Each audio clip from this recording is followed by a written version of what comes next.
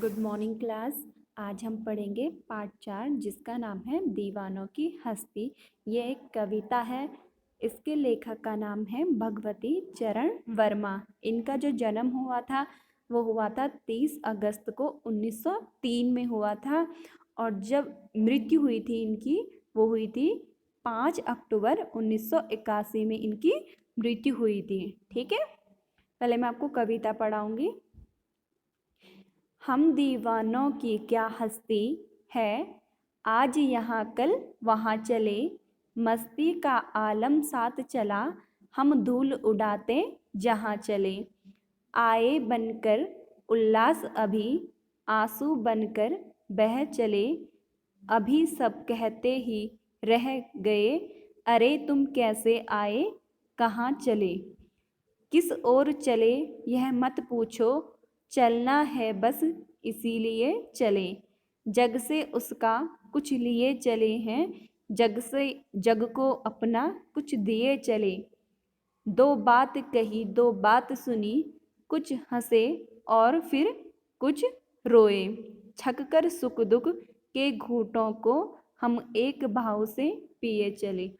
ठीक है, first paragraph का अर्थ है बताऊंगी।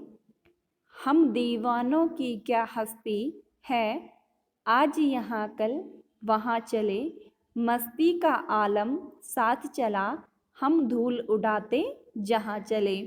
इसमें कवि कहते हैं उनका जो स्वभाव है वो कैसा है, मस्त मौला है। वह एक स्थान पर टिके नहीं रहते हैं, वे जहाँ भी जाते हैं चारों तरफ खुशियाँ फैल जाती हैं। कवि जहाँ धूल उड़ाते हुए जाते हैं वहीं चारों तरफ प्रसन्नता का माहौल ही हो जाता है। कवि कैसा है, कवि एक रमता जोगी है।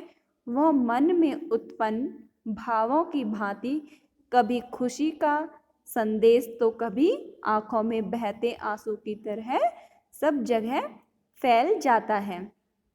कवि कहते हैं वे इतना जल्दी आते हैं और इतना जल्दी जाते हैं कि पता ही नहीं चलता है वे कब आए और कब गए।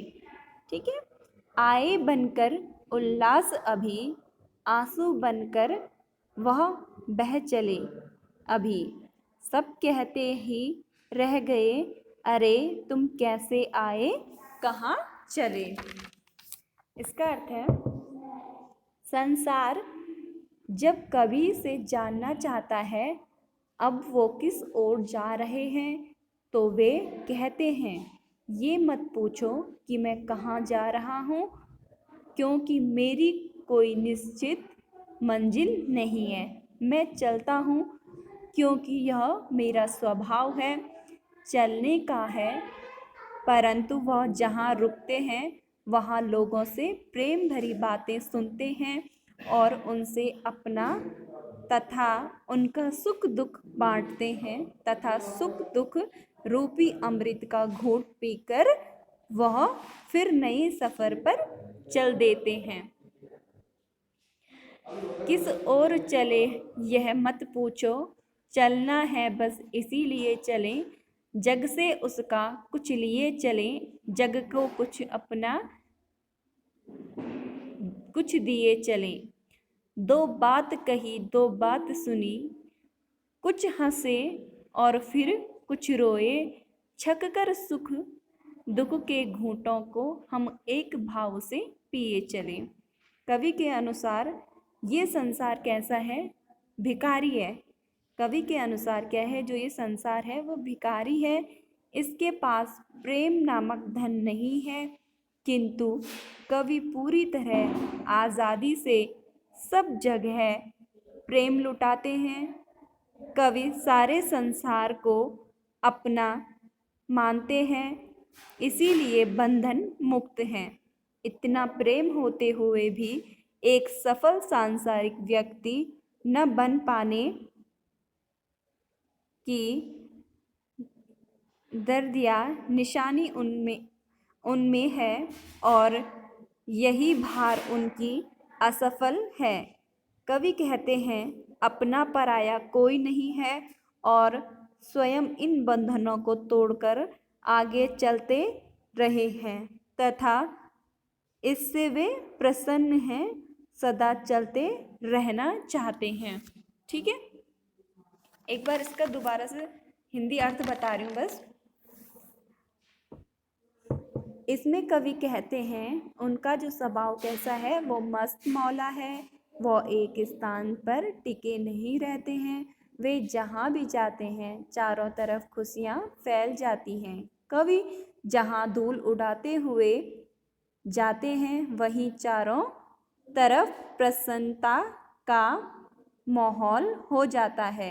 कवि रमता जोगी है, वह मन में उत्पन्न भावों की भांति कभी खुशी का संदेश तो कभी आंखों में बहते आंसू की तरह सब जगह फैल जाता है। कवि कहते हैं कि वे इतनी जल्दी जाते हैं रहते हैं कि लोगों को पता ही नहीं चलता है कि वो कब आए और कब चले गए। ठीक है, संसार जब कवि से जानना चाहता है अब वो किस ओर जा रहे हैं, तो वे कहते हैं ये मत पूछो कि मैं कहाँ जा रहा हूँ, क्योंकि मेरी कोई निश्चित मंजिल नहीं है। मैं चलता हूँ क्योंकि यह मेरा स्वभाव है चलने का।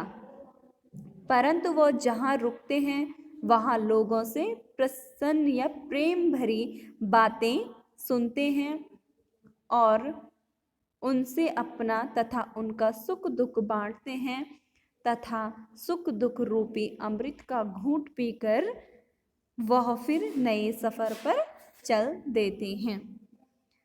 कवि के अनुसार ये जो संसार है वो भिखारी है, इसके पास प्रेम नामक धन नहीं है, किंतु कवि पूरी तरह आज़ादी से सब जगह प्रेम लुटाते चलते हैं। कवि सारे संसार को अपना मानते हैं, इसीलिए बंधन मुक्त हैं। इतना प्रेम होते हुए भी एक सफल सांसारिक व्यक्ति न बन पाने की दुख या निशानी उन्होंने अपने दिल में रखी है और यही भार उनकी असफलता है। कवि कहते हैं अपना पराया कोई नहीं होता है और स्वयं इन बंधनों को तोड़कर आगे चलते जा रहा हूँ मैं तथा इससे वे प्रसन्न हैं, चलते रहना चाहते हैं। ठीक है, थैंक यू।